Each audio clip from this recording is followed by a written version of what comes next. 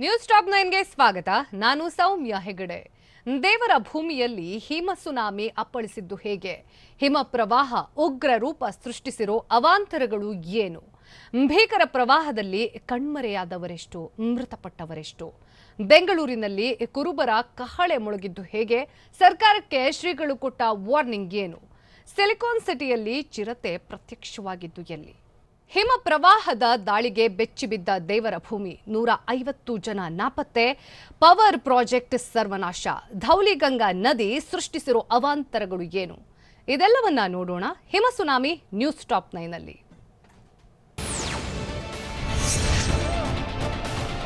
ಉತ್ತರಾಖಂಡ್ನಲ್ಲಿ ಏಕಾಏಕಿ ಹಿಮ ರೌದ್ರಾವತಾರ ಮೆರೆದಿದೆ. ಕ್ಷಣಾರ್ಧದಲ್ಲೇ ಕರಗಿದ ಹಿಮರಾಶಿ ರಕ್ಕಸ ರೂಪವನ್ನ ಪಡೆದಿದೆ. ಹಿಮ ಪ್ರಳಯದ ರೌದ್ರ ರೂಪಕ್ಕೆ ಉತ್ತರಾಖಂಡ್ ಬೆಚ್ಚಿ ಬಿದ್ದಿದೆ. ನೋಡ್ತಾ ಇದ್ದಂತೆ ಯಮನಂತೆ ಹಿಮ ಸುನಾಮಿ ಅಪ್ಪಳಿಸಿದೆ. ಹಿಮಪಾತದ ಕ್ರೌರ್ಯಕ್ಕೆ ಕಣ್ಣೆದುರೇ ಕಾರ್ಮಿಕರು ಕೊಚ್ಚಿ ಹೋಗಿದ್ದಾರೆ. ಹಲವು ಮನೆಗಳು ಜಲಾಸುರನ ಪಾಲಾಗಿವೆ.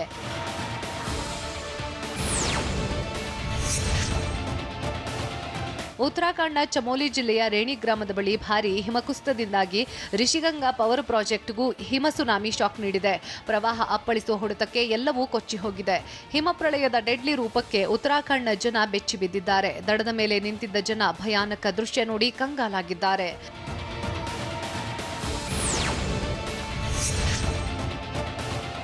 ಉತ್ತರಾಖಂಡ್ನ ಚಮೋಲಿ ಜಿಲ್ಲೆಯ ರೇಣಿ ಗ್ರಾಮದಲ್ಲಿ ಹಿಮಕುಸಿತದಿಂದ ನಾಪತ್ತೆಯಾಗಿದ್ದ 9 ರಿಂದ 10 ಜನರ ಮೃತದೇಹ ಪತ್ತೆಯಾಗಿದೆ. ಐಟಿಬಿಪಿ ರಕ್ಷಣಾ ಕಾರ್ಯಾಚರಣೆ ವೇಳೆ ಚಮೋಲಿಯ ತಪೋವನ ಪ್ರದೇಶದಲ್ಲಿ 10 ಜನರ ಶವ ಪತ್ತೆಯಾಗಿದೆ. ಹಿಮಕುಸಿತದಿಂದ ನಾಪತ್ತೆಯಾಗಿದ್ದ 150 ಜನರಿಗಾಗಿ ಶೋಧ ಕಾರ್ಯ ನಡೀತಾ ಇದೆ. ಘಟನಾ ಸ್ಥಳದಲ್ಲಿ 200ಕ್ಕೂ ಹೆಚ್ಚು ಐಟಿಬಿಪಿ ಸಿಬ್ಬಂದಿಯಿಂದ ರಕ್ಷಣಾ ಕಾರ್ಯ ಮುಂದುವರೆದಿದೆ ಅಂತ ಅಧಿಕಾರಿಗಳು ಮಾಹಿತಿ ನೀಡಿದ್ದಾರೆ.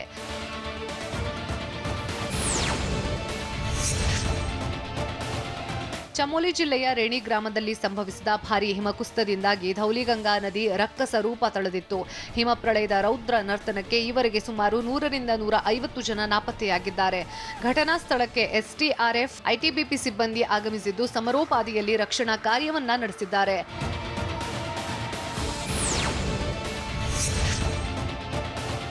ಉತ್ತರಾಖಂಡ್ನ ಚಮೋಲಿ ಜಿಲ್ಲೆ ರೇಣಿ ಗ್ರಾಮದ ಬಳಿ ಭಾರೀ ಹಿಮಕುಸಿತದಿಂದಾಗಿ ಅವಾಂತರಗಳೇ ಸೃಷ್ಟಿಯಾಗಿದೆ.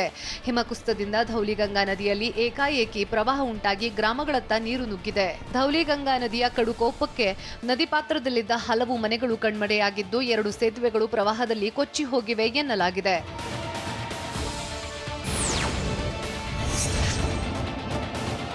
ಉತ್ತರಾಖಂಡ್ನ ಚಮೋಲಿ ಜಿಲ್ಲೆಯ ರೇಣಿ ಗ್ರಾಮದಲ್ಲಿ ಧೌಲಿಗಂಗಾ ನದಿಯ ಉಗ್ರ ರೂಪಕ್ಕೆ ಸಾಕಷ್ಟು ಅನಾಹುತಗಳೇ ಸೃಷ್ಟಿಯಾಗಿದೆ. ಭಾರೀ ಪ್ರವಾಹದ ಹಿನ್ನೆಲೆಯಲ್ಲಿ ಉತ್ತರಾಖಂಡ್ನ 4 ಜಿಲ್ಲೆಗಳಲ್ಲಿ ಹೈ ಅಲರ್ಟ್ ಘೋಷಿಸಲಾಗಿದೆ. ಹರಿದ್ವಾರ, ಋಷಿಕೇಶ, ರುದ್ರಪ್ರಯಾಗ, ಕರ್ಣಪ್ರಯಾಗದಲ್ಲಿ ಅಲರ್ಟ್ ಘೋಷಿಸಲಾಗಿದೆ. ಅಲ್ಲದೆ ಜಮ್ಮು ಕಾಶ್ಮೀರದ ಶ್ರೀನಗರದಲ್ಲಿ ಹೈ ಅಲರ್ಟ್ ಕೈಗೊಳ್ಳೋಕೆ ಸೂಚಿಸಿದ್ದಾರೆ.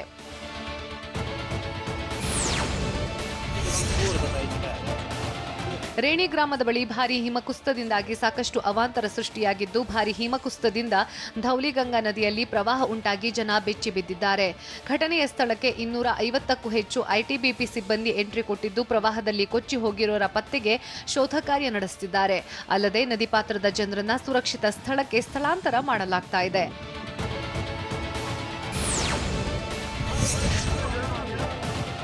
ಉತ್ತರಾಖಂಡ್ನ ರೇಣಿ ಗ್ರಾಮಕ್ಕೆ 3 ಎನ್ಡಿಆರ್ಎಫ್ ತಂಡ ಡೆಹ್ರಾಡೂನ್ನಿಂದ ಆಗಮಿಸಿದೆ. ಹೆಚ್ಚುವರಿ 3 ತಂಡ ಆಗಮಿಸಲಿದ್ದು, ಸದ್ಯ ಸ್ಥಳದಲ್ಲಿ ಎನ್ಡಿಆರ್ಎಫ್ ಸ್ಥಳೀಯ ಸಿಬ್ಬಂದಿ ರಕ್ಷಣಾ ಕಾರ್ಯದಲ್ಲಿ ತೊಡಗಿದ್ದಾರೆ. ಸಂಕಷ್ಟಕ್ಕೆ ಸಿಲುಕಿರೋ ಜನರ ರಕ್ಷಣಾ ಕಾರ್ಯ ಸಮರೋಪಾದಿಯಲ್ಲಿ ಸಾಗಿದ್ದು, ರಕ್ಷಣಾ ಕಾರ್ಯಾಚರಣೆ ಬಗ್ಗೆ ಗೃಹ ಇಲಾಖೆಯ ರಾಜ್ಯ ಖಾತೆ ಸಚಿವ ನಿತ್ಯಾನಂದ ರೈ ಮಾಹಿತಿ ನೀಡಿದ್ದಾರೆ.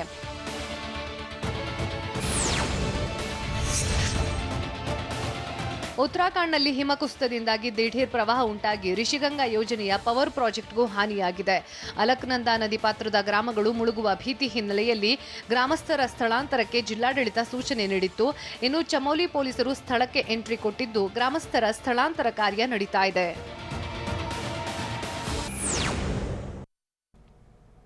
ಮಂಜಿನ ನಾಡಲ್ಲಿ ರಕ್ಕಸ ರೂಪ ಪ್ರದರ್ಶಿಸಿದ ಹಿಮಸ್ಫೋಟ, ಸ್ಮಶಾನದಂತಾಗಿರೋ ಸ್ಥಳದಲ್ಲಿ ಹೇಗಿದೆ ರಕ್ಷಣಾ ಕಾರ್ಯ?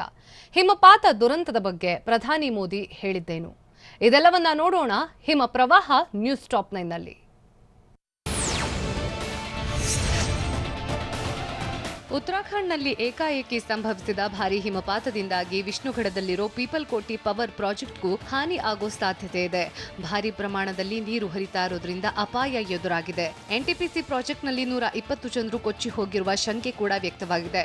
ರಿಷಿಗಂಗಾ ಯೋಜನೆ ಕೊಚ್ಚಿ ಹೋಗಿರೋದು ಭಾರೀ ಹಾನಿ ಸಂಭವಿಸಿದೆ.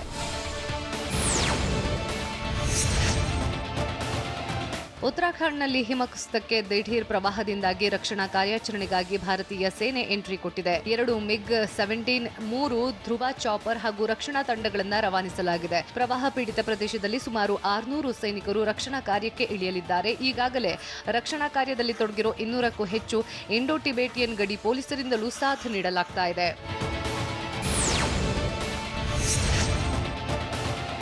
ಉತ್ತರಾಖಂಡ್ನ ಚಮೋಲಿ ಜಿಲ್ಲೆಯಲ್ಲಿ ಭಾರೀ ಹಿಮಕುಸಿತದಿಂದಾಗಿ ತಪೋವನ ಪ್ರದೇಶದಲ್ಲಿ ಸಿಲುಕಿದ್ದ 16 ಜನರನ್ನ ರಕ್ಷಣೆ ಮಾಡಲಾಗಿದೆ. ತಪೋವನ ಜಲಾಶಯದಲ್ಲಿ ಸಿಲುಕಿದ್ದ ಒಟ್ಟು 16 ಜನರನ್ನ ರಕ್ಷಿಸಿ ಸುರಕ್ಷಿತ ಪ್ರದೇಶಕ್ಕೆ ಸ್ಥಳಾಂತರ ಮಾಡಿದ್ದೇವೆ ಅಂತ ಉತ್ತರಾಖಂಡ್ ಡಿಜಿ ಹಾಗೂ ಐಜಿಪಿ ಅಶೋಕ್ ಕುಮಾರ್ ಮಾಹಿತಿ ನೀಡಿದ್ದಾರೆ. ಹಿಮಕುಸಿತದಿಂದಾಗಿ ನಾಪತ್ತೆಯಾದವರಿಗೆ ಐಟಿಬಿಪಿ ಸಿಬ್ಬಂದಿಯಿಂದ ಶೋಧ ಕಾರ್ಯ ಮುಂದುವರೆದಿದೆ. ಉತ್ತರಾಖಂಡ್ನ ಚಮೋಲಿಯಲ್ಲಿ ಹಿಮಕುಸಿತ ಪ್ರಕರಣಕ್ಕೆ ಸಂಬಂಧಪಟ್ಟ ಹಾಗೆ ಪರಿಸ್ಥಿತಿಯ ಬಗ್ಗೆ ನಿರಂತರವಾಗಿ ಮಾಹಿತಿ ಪಡೆದಿದ್ದೀನಿ ಅಂತ ಪ್ರಧಾನಿ ನರೇಂದ್ರ ಮೋದಿ ಟ್ವೀಟ್ ಮಾಡಿದ್ರು. ಇಡೀ ದೇಶ ಉತ್ತರಾಖಂಡ್ ರಾಜ್ಯದ ಜನರ ಜೊತೆಗಿದೆ. ಅಲ್ಲಿನ ಜನರ ಸುರಕ್ಷತೆಗಾಗಿ ದೇಶವೇ ಪ್ರಾರ್ಥನೆ ಮಾಡ್ತಾ ಇದೆ. ರಕ್ಷಣಾ ಕಾರ್ಯಾಚರಣೆ ಹಾಗೂ ನೆರವು ಕಾರ್ಯಾಚರಣೆ ನಡೀತಾ ಇದೆ ಅಂತ ಪ್ರಧಾನಿ ಮೋದಿ ಮಾಹಿತಿ ನೀಡಿದ್ದಾರೆ.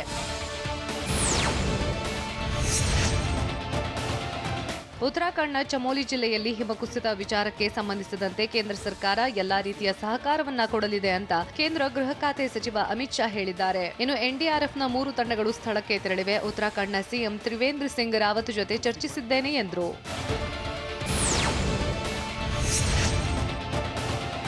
ಹಿಮದ ನಾಡು ಉತ್ತರಾಖಂಡ್ನಲ್ಲಿ ರಕ್ಕಸ ಯಮನಂತೆ ಅಪ್ಪಳಿಸ್ತಾ ಇರೋ ಹಿಮ ಸುನಾಮಿ ಶಾಕ್ ನೀಡಿದೆ. ಧೌಲಿಗಂಗಾ ನದಿ ಪಾತ್ರದ ಗ್ರಾಮಸ್ಥರನ್ನ ಸ್ಥಳಾಂತರಿಸೋಕೆ ಉತ್ತರಾಖಂಡ್ ಸಿಎಂ ತ್ರಿವೇಂದ್ರ ಸಿಂಗ್ ರಾವತ್ ಆದೇಶಿಸಿದ್ದಾರೆ. ಇನ್ನು ಹಾನಿಯ ಬಗ್ಗೆ ಸಿಎಂ ತ್ರಿವೇಂದ್ರ ಸಿಂಗ್ ರಾವತ್ ವೈಮಾನಿಕ ಸಮೀಕ್ಷೆ ನಡೆಸಿದ್ದು ಈ ಘಟನೆಯ ಬಗ್ಗೆ ಮಾಹಿತಿಯನ್ನ ಕಲೆ ಹಾಕಿದ್ದಾರೆ.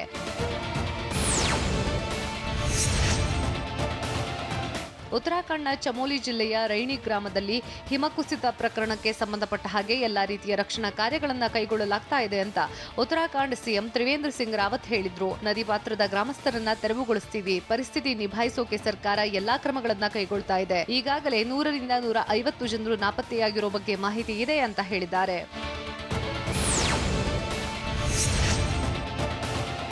ಉತ್ತರಾಖಂಡ್ನ ಚಮೋಲಿ ಜಿಲ್ಲೆಯಲ್ಲಿ ಹಿಮಕುಸಿತ ಪ್ರಕರಣಕ್ಕೆ ಸಂಬಂಧಪಟ್ಟ ಹಾಗೆ ಘಟನೆಯ ಬಗ್ಗೆ ಸಿಎಂ ಬಿಎಸ್ವೈ ಟ್ವೀಟ್ ಮಾಡಿದ್ರು. ಹಿಮಕುಸಿತ ಪ್ರವಾಹದ ದೃಶ್ಯ ನೋಡಿ ಆತಂಕವಾಗಿದೆ. ಇನ್ನು ಹಲವರು ನಾಪತ್ತೆಯಾಗಿರುವ ಬಗ್ಗೆ ವರದಿಯಾಗಿದೆ. ಪ್ರವಾಹ ಪರಿಸ್ಥಿತಿಗೆ ಒಳಗಾದವರ ಜೊತೆ ನಾವಿದ್ದೀವಿ ಅಂತ ಸಿಎಂ ಬಿಎಸ್ವೈ ಟ್ವೀಟ್ ಮಾಡಿದ್ರು.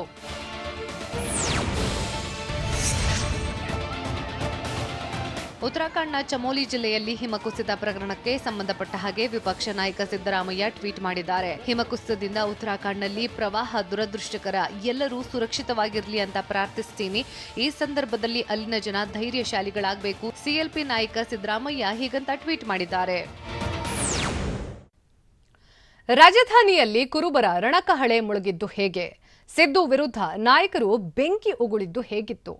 ಕುರುಬರ ಕಹಳೆಗೆ ಟ್ರಾಫಿಕ್ ಜಾಮ್ ಬಿಸಿ. ಇದೆಲ್ಲವನ್ನ ನೋಡೋಣ ಕುರುಬರ ಕಹಳೆ ನ್ಯೂಸ್ ಟಾಪ್ 9 ನಲ್ಲಿ. ಕುರುಬ ಸಮುದಾಯಕ್ಕೆ ಎಸ್ಟಿ ಮೀಸಲಾತಿಯನ್ನ ನೀಡುವಂತೆ ಆಗ್ರಹಿಸಿ ರಾಜಧಾನಿ ಬೆಂಗಳೂರಿನಲ್ಲಿ ಕುರುಬರು ಶಕ್ತಿ ಪ್ರದರ್ಶನ ಮಾಡಿದ್ರು. ಮಾದಾವರ ಬಳಿಯ ಬೆಂಗಳೂರು ಅಂತಾರಾಷ್ಟ್ರೀಯ ವಸ್ತು ಪ್ರದರ್ಶನ ಕೇಂದ್ರದಲ್ಲಿ ಕಾಗಿನೆಲೆ ನಿರಂಜನಾನಂದಪುರಿ ಶ್ರೀಗಳ ನೇತೃತ್ವದಲ್ಲಿ ಬೃಹತ್ ಸಮಾವೇಶ ನಡೆಸಲಾಯಿತು. ಸಚಿವರಾದ KS Eshwarappa, MTB Nagaraj, R Shankar, ಮಾಜಿ ಸಚಿವರಾದ ಎಚ್ಎಂ ರೇವಣ್ಣ, ಎಚ್ ವಿಶ್ವನಾಥ್ ಸೇರಿದಂತೆ ಹಲವು ಕುರುಬ ನಾಯಕರು ಭಾಗಿಯಾಗಿ ಒಗ್ಗಟ್ಟು ಪ್ರದರ್ಶಿಸಿದ್ರು.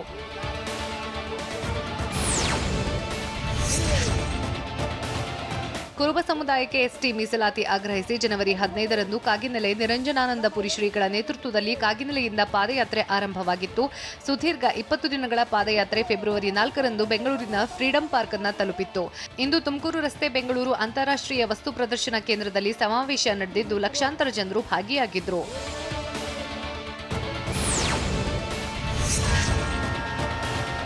ಮಾದವಾರದ ಬಿಐಇಸಿ ಮೈದಾನದಲ್ಲಿ ಎಸ್ಟಿ ಮೀಸಲಾತಿಗೆ ಆಗ್ರಹಿಸಿ ಕುರುಬ ಸಮಾವೇಶವನ್ನ ನಡೆದಿದ್ದರಿಂದ ಬೆಂಗಳೂರು ತುಮಕೂರು ರಾಷ್ಟ್ರೀಯ ಹೆದ್ದಾರಿ 4ರಲ್ಲಿ ಭಾರೀ ಟ್ರಾಫಿಕ್ ಜಾಮ್ ಉಂಟಾಗಿತ್ತು. ಗಂಟೆಗಟ್ಟಲೆ ವಾಹನಗಳು ಸಾಲುಗಟ್ಟಿ ನಿಂತಿದ್ರಿಂದ ವಾಹನ ಸವಾರರು ಪರದಾಡಿದ್ರು. ಮನೆಗೊಬ್ಬ ಕುರುಬಣ್ಣ ಸಮಾವೇಶಕ್ಕೆ ಬಾರಣ್ಣ ಬೃಹತ್ ಸಮಾವೇಶದಲ್ಲಿ ರಾಜ್ಯದ ವಿವಿಧ ಭಾಗಗಳಿಂದ ಲಕ್ಷಾಂತರ ಜನ ಎಂಟ್ರಿ ಕೊಟ್ಟಿದ್ರು.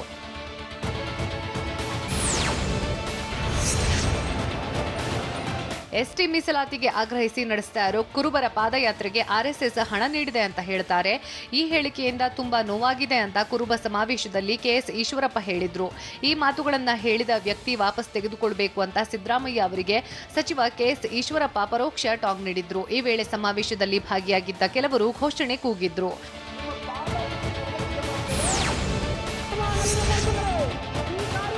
ಕುರುಬರ ಬೃಹತ್ ಸಮಾವೇಶಕ್ಕೆ ಗೈರಾದ ಮಾಜಿ ಮುಖ್ಯಮಂತ್ರಿ ಸಿದ್ದರಾಮಯ್ಯ ಅವರಿಗೆ ಪರಿಷತ್ ಸದಸ್ಯ ಎಚ್ ವಿಶ್ವನಾಥ್ ಟಾಂಗ್ ಕೊಟ್ಟರು.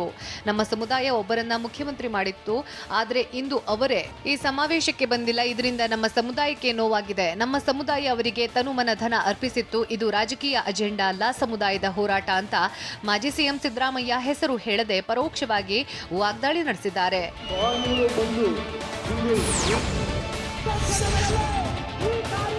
ಇಂದು ನಡೆದ ಕುರುಬ ಸಮಾವೇಶ ಐತಿಹಾಸಿಕ, ಪಕ್ಷಾತೀತವಾಗಿದೆ ಅಂತ ಸಚಿವ ಎಂಟಿಬಿ ನಾಗರಾಜ್ ಹೇಳಿದ್ರು. ಈಗಲೂ ಬೆಟ್ಟ ಗುಡ್ಡ ಕಾಡುಗಳಲ್ಲಿ ಕುರುಬ ಸಮುದಾಯದವರು ವಾಸಿಸುತ್ತಿದ್ದಾರೆ. ಕುರುಬ ಸಮುದಾಯಕ್ಕೆ ಎಸ್ಟಿ ಮೀಸಲಾತಿಯನ್ನ ಕೊಡಬೇಕು. ನಮ್ಮೆಲ್ಲ ಹೋರಾಟಕ್ಕೆ ಪ್ರತಿಫಲ ಸಿಗಲೇಬೇಕು. ಇಲ್ಲದೆ ಇದ್ರೆ ಈ ಹೋರಾಟ ನಿರಂತರವಾಗಿ ಮುಂದುವರಿಯುತ್ತೆ ಅಂತ ಎಂಟಿಬಿ ನಾಗರಾಜ್ ಎಚ್ಚರಿಕೆ ಕೊಟ್ಟರು.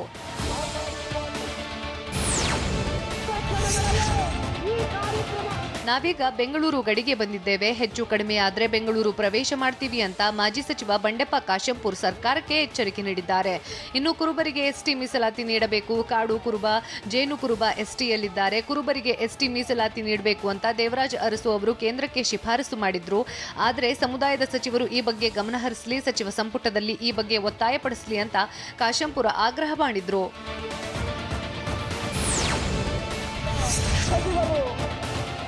ರಾಜ್ಯ ಸರ್ಕಾರದಲ್ಲಿ ನಮ್ಮ ಸಮುದಾಯದ 4 ಸಚಿವರು 1 ಕುರ್ಚಿಯ 4 ಕಾಲುಗಳಂತೆ ಇದ್ದೇವೆ ಅಂತ ಕುರುಬ ಸಮಾವೇಶದಲ್ಲಿ ಸಚಿವ ಆರ್ ಶಂಕರ್ ಹೇಳಿದ್ರು. ಕುರುಬ ಸಮುದಾಯಕ್ಕೆ ಎಸ್ಟಿ ಮೀಸಲಾತಿ ನೀಡುವಂತೆ ಆಗ್ರಹಿಸಿ ರಾಜ್ಯದ ಎಲ್ಲೆಡೆ ಆಗ್ರಹ ಕೇಳಿ ಬಂದಿದೆ. ಸಚಿವ ಆರ್ ಅಶೋಕ್ ಮನವಿ ಸ್ವೀಕರಿಸಿದ್ದಾರೆ. ಸಿಎಂ ಬಿಎಸ್ವೈ ನಮ್ಮ ಮನವಿಯನ್ನ ಸ್ವೀಕರಿಸಿ ಕೇಂದ್ರಕ್ಕೆ ಶಿಫಾರಸು ಮಾಡುವ ವಿಶ್ವಾಸವಿದೆ ಎಂದರು.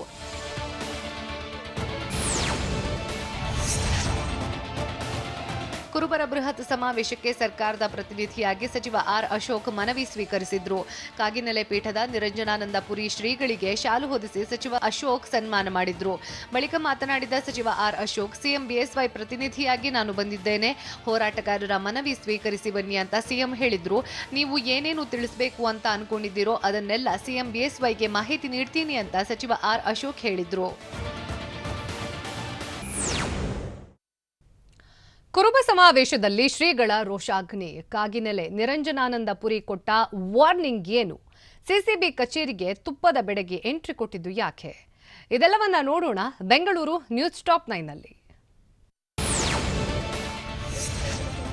ಎಸ್ಟಿ ಮೀಸಲಾತಿಗೆ ಆಗ್ರಹಿಸಿ ಮಾದಾವಾರ ಬಳಿಯ ಬಿಐಇಸಿ ಮೈದಾನದಲ್ಲಿ ನಡೆದ ಕುರುಬ ಸಮಾವೇಶದಲ್ಲಿ ಕಾಗಿನೆಲೆ ನಿರಂಜನಾನಂದ ಪುರಿ ಸ್ವಾಮೀಜಿ ಮಾತನಾಡಿದರು. ರಾಜ್ಯದ ರಾಜ ಬಿಎಸ್ವೈಗೆ ಕುರುಬ ಸಮಾಜದ ಮೇಲೆ ಪ್ರೀತಿ ಇದೆ. ಕೊಡುವ ಸ್ಥಾನದಲ್ಲಿ ನೀವಿದ್ದೀರಾ, ಬೇಡುವ ಸ್ಥಾನದಲ್ಲಿ ನಾವಿದ್ದೇವೆ. ನಮ್ಮ ಬೇಡಿಕೆಯನ್ನ ಕೇಂದ್ರ ಸರ್ಕಾರಕ್ಕೆ ಶಿಫಾರಸು ಮಾಡಬೇಕು. ಕುರುಬ ಸಮುದಾಯಕ್ಕೆ ನೀಡುವ ಅನುದಾನ ಕೇವಲ ಉಪ್ಪಿನಕಾಯಿ ಇದ್ದಂತೆ. ಮೀಸಲಾತಿಗೆ ಸಹಕರಿಸಿ ನಮಗೆ ಊಟ ಕೊಡಬೇಕು ಅಂತ ಸಿಎಂ ಬಿಎಸ್ವೈಗೆ ಒತ್ತಾಯಿಸಿದ್ರು. ಬಿಐಇಸಿ ಮೈದಾನದಲ್ಲಿ ನಡೆದ ಕುರುಬ ಸಮಾವೇಶದಲ್ಲಿ ಕಾಗಿನೆಲೆ ನಿರಂಜನಾನಂದ ಪುರಿ ಶ್ರೀಗಳು ಹಿಂದಿಯಲ್ಲೇ ಭಾಷಣ ಮಾಡಿದ್ರು. ಪ್ರಧಾನಿ ಮೋದಿ ಅವರಿಗೆ ಕುರುಬ ಸಮುದಾಯಕ್ಕೆ ಮೀಸಲಾತಿ ನೀವು ಕೊಡಬೇಕು ಅಂತ ಹಿಂದಿಯಲ್ಲೇ ಸ್ವಾಮೀಜಿ ಮನವಿ ಮಾಡಿದ್ರು. ಮೋದಿ ಅವರು ಕುರುಬ ಸಮುದಾಯಕ್ಕೆ ಈ ಕೆಲಸ ಮಾಡಿ, ಮುಂದೆಂದು ಮೋದಿ ಅವರ ಜೊತೆ ಕುರುಬ ಸಮಾಜ ಇರುತ್ತೆ. ನಾವು ಏನ್ ಹೇಳ್ತೇವೋ ಅದನ್ನೇ ಮಾಡ್ತೇವೆ, ಏನನ್ನ ಮಾಡ್ತೇವೋ ಅದನ್ನೇ ಹೇಳ್ತೇವೆ ಅಂತ ಶ್ರೀಗಳು ಹೇಳಿದ್ರು. ಬೆಂಗಳೂರಿನ ಮಾದಾವರದಲ್ಲಿ ಕುರುಬ ಸಮುದಾಯದ ರಣಕಹಳೆ ಜೋರಾಗಿತ್ತು. ಪಾದಯಾತ್ರೆ ಯಾವ ಪರವೂ ಅಲ್ಲ, ಯಾರ ವಿರುದ್ಧವೂ ಅಲ್ಲ ಅಂತ ಕುರುಬ ಸಮಾವೇಶದಲ್ಲಿ ನಿರಂಜನಾನಂದ ಪುರಿ ಸ್ವಾಮೀಜಿ ಹೇಳಿದ್ರು. ಸಮುದಾಯದ ಶೈಕ್ಷಣಿಕ ಹಾಗೂ ಸಾಮಾಜಿಕ ಶ್ರೇಯೋಭಿವೃದ್ಧಿ ಗುರಿ ಹೊಂದಿದೆ. ನಮ್ಮ ಸಮುದಾಯದ ಶಾಸಕರು ರಾಜೀನಾಮೆ ನೀಡಿ ನಿಮ್ಮನ್ನ ಸಿಎಂ ಮಾಡಿದ್ದಾರೆ. ಹೀಗಾಗಿ ಸಿಎಂ ಬಿಎಸ್ವೈ ಕುರುಬ ಸಮುದಾಯಕ್ಕೆ ಎಸ್ಟಿ ಮೀಸಲಾತಿ ನೀಡುವಂತೆ ಕೇಂದ್ರ ಸರ್ಕಾರಕ್ಕೆ ಶಿಫಾರಸು ಮಾಡಲಿ ಅಂತ ಕಾಗಿನೆಲೆ ನಿರಂಜನಾನಂದ ಪುರಿ ಸ್ವಾಮೀಜಿಗಳು ಆಗ್ರಹ ಮಾಡಿದ್ರು.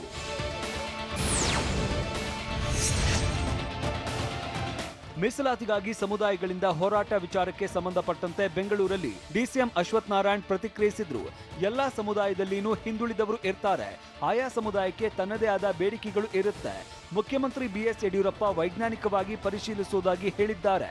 ಅವಕಾಶ ಇದ್ದರೆ ಮೀಸಲಾತಿ ಮಾಡಿಕೊಡ್ತಾರೆ ಅಂತ ತಿಳಿಸಿದ್ರು.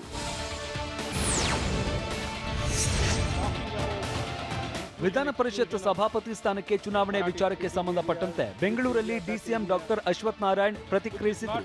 ಎಂಎಲ್ಸಿ ಬಸವರಾಜ ಹೊರಟ್ಟಿ ಅವರಿಗೆ ಸ್ಪಷ್ಟ ಬಹುಮತ ಇದೆ. ಸಭಾಪತಿ ಸ್ಥಾನಕ್ಕೆ ಅವಿರೋಧವಾಗಿ ಆಯ್ಕೆಯಾಗಬೇಕಾಗಿತ್ತು. ಸಭಾಪತಿ ಸ್ಥಾನಕ್ಕೆ ಕಾಂಗ್ರೆಸ್ ಸ್ಪರ್ಧೆ ಬೇಕಾಗಿರಲಿಲ್ಲ. ಸಂಖ್ಯಾಬಲ ಇಲ್ಲದಿದ್ದರೂ ಅವರು ಸ್ಪರ್ಧೆ ಮಾಡ್ತಾ ಇದ್ದಾರೆ ಅಂತ ಡಿಸಿಎಂ ಡಾಕ್ಟರ್ ಅಶ್ವಥ್ ನಾರಾಯಣ್ ಕಾಂಗ್ರೆಸ್ ವಿರುದ್ಧ ವಾಗ್ದಾಳಿ ನಡೆಸಿದರು. ಪರೀಕ್ಷೆಗೂ ಮುನ್ನ ಎಫ್ಟಿಎ ಕೀ ಆನ್ಸರ್ ಸೋರಿಕೆ ಆಗಿರೋದ್ರಿಂದ ಪೊಲೀಸರು ಫುಲ್ ಅಲರ್ಟ್ ಆಗಿದ್ದಾರೆ. ಫೆಬ್ರವರಿ 28ರಂದು ನಡೆಯುವ ಎಫ್ಟಿಎ ಪರೀಕ್ಷೆ ಮೇಲೆ ಹದ್ದಿನ ಕಣ್ಣಿಟ್ಟಿದ್ದಾರೆ. ಪ್ರಶ್ನೆ ಪತ್ರಿಕೆ ಪ್ರಿಂಟ್ ಮಾಡುವ ವೇಳೆಯಿಂದ ಹಿಡಿದು ಪರೀಕ್ಷೆ ನಡೆಯುವವರೆಗೆ ಸಿಸಿಬಿ ಅಧಿಕಾರಿಗಳು ತೀವ್ರ ನಿಗಾ ವಹಿಸಿದ್ದಾರೆ. ಸಿಬ್ಬಂದಿ ಫೋನ್ ಕಾಲ್ಸ್ ಆಕ್ಟಿವಿಟಿ ಮೇಲೂ ಕಣ್ಣಿರಿಸಲಿದ್ದಾರೆ. ಜನವರಿ 24ರಂದು ಎಫ್ಟಿಎ ಪರೀಕ್ಷೆ ನಡೆಯಬೇಕಾಗಿತ್ತು. ಆದರೆ ಕೀ ಆನ್ಸರ್ ಸೋರಿಕೆಯಾಗಿದ್ದ ಹಿನ್ನೆಲೆ ಪರೀಕ್ಷೆ ಮುಂದೂಡಲಾಗಿತ್ತು. ಸ್ಯಾಂಡಲ್ವುಡ್ ಡ್ರಗ್ಸ್ ಜಾಲದ ನಂಟು ಆರೋಪ ಕೇಸ್ ಸಂಬಂಧಪಟ್ಟಂತೆ ಸಿಸಿಬಿ ವಿಚಾರಣೆಗೆ ನಟಿ ರಾಗಿಣಿ ದ್ವಿವೇದಿ ಹಾಜರಾಗಿದ್ರು. ಇನ್ನು ಜಾಮೀನು ಷರತ್ತಿನಂತೆ ಸಹಿ ಹಾಕಿದ್ರು. ಜೈಲಿಂದ ಬಿಡುಗಡೆಯಾದ ಬಳಿಕ ಇದೇ ಮೊದಲ ಬಾರಿಗೆ ಬೆಂಗಳೂರಿನ ಚಾಮರಾಜಪೇಟೆಯ ಸಿಸಿಬಿ ಕಚೇರಿಗೆ ಆಗಮಿಸಿ ತನಿಖಾಧಿಕಾರಿ ಇನ್ಸ್ಪೆಕ್ಟರ್ ಪುನೀತ್ ಮುಂದೆ ಹಾಜರಾಗಿದ್ರು. ಬಳಿಕ ಮಾತನಾಡಿದ ರಾಗಿಣಿ, ನ್ಯಾಯಾಲಯದ ಆದೇಶ ಪಾಲಿಸೋದಕ್ಕೆ ಹಾಜರಾಗಿದ್ದೆ. ನ್ಯಾಯಾಂಗ ವ್ಯವಸ್ಥೆ ಬಗ್ಗೆ ನನಗೆ ಅಪಾರ ನಂಬಿಕೆ ಇದೆ. ಸಿಸಿಬಿ ಅಧಿಕಾರಿಗಳ ತನಿಖೆಗೆ ಸಂಪೂರ್ಣ ಸಹಕಾರ ನೀಡುತ್ತೇನೆ ಅಂದ್ರು.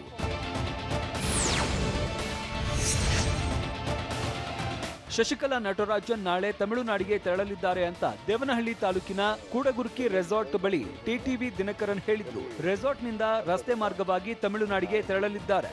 ಇನ್ನು ರಸ್ತೆಯಲ್ಲಿ ಅಭಿಮಾನಿಗಳು ಬಾವುಟ ಹಿಡಿದು ಸ್ವಾಗತ ಮಾಡಲಿದ್ದಾರೆ. ಈಗಾಗಲೇ ಎಲ್ಲ ಸಿದ್ಧತೆಗಳನ್ನ ಮಾಡಿಕೊಂಡಿದ್ದಾರೆ ಅಂತ ಟಿಟಿವಿ ದಿನಕರನ್ ಮಾಹಿತಿ ನೀಡಿದ್ರು.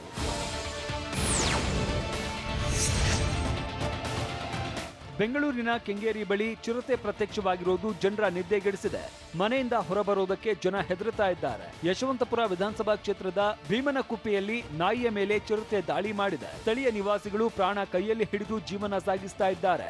ರಾತ್ರಿಯಾದ್ರೆ ಸಾಕು ಒಂಟಿ ಚಿರತೆ ಓಡಾಟ ಶುರು ಮಾಡಲಿದೆ. ಮನೆ ಮುಂದಿದ್ದ ನಾಯಿಯನ್ನ ಬೇಟೆಯಾಡಿದೆ. ಹೀಗಾಗಿ ಚಿರತೆ ಸೆರೆಗೆ ಅರಣ್ಯ ಇಲಾಖೆ ಸಿಬ್ಬಂದಿ ಬೋನ್ ಅಳವಡಿಸಿದ್ದಾರೆ. ಬಿಜೆಪಿ ಜೊತೆ ಜೆಡಿಎಸ್ ಮೈತ್ರಿಗೊಂಡಿದ್ದು ಯಾಕೆ? ಮೀಸಲಾತಿಯನ್ನ ವಿರೋಧಿಸಿದವರಿಗೆ ಪಂಚಮಸಾಲಿ ಶ್ರೀಗಳು ಕೊಟ್ಟ ಡಿಚ್ಚಿ ಹೇಗಿತ್ತು? ಕಂಬಳವೀರ ಹೊಸ ದಾಖಲೆ ನಿರ್ಮಿಸಿದ್ದು ಎಲ್ಲಿ? ಇದೆಲ್ಲವನ್ನ ನೋಡೋಣ ಸಮಗ್ರ ಕರ್ನಾಟಕ ನ್ಯೂಸ್ ಟಾಪ್ 9ನಲ್ಲಿ.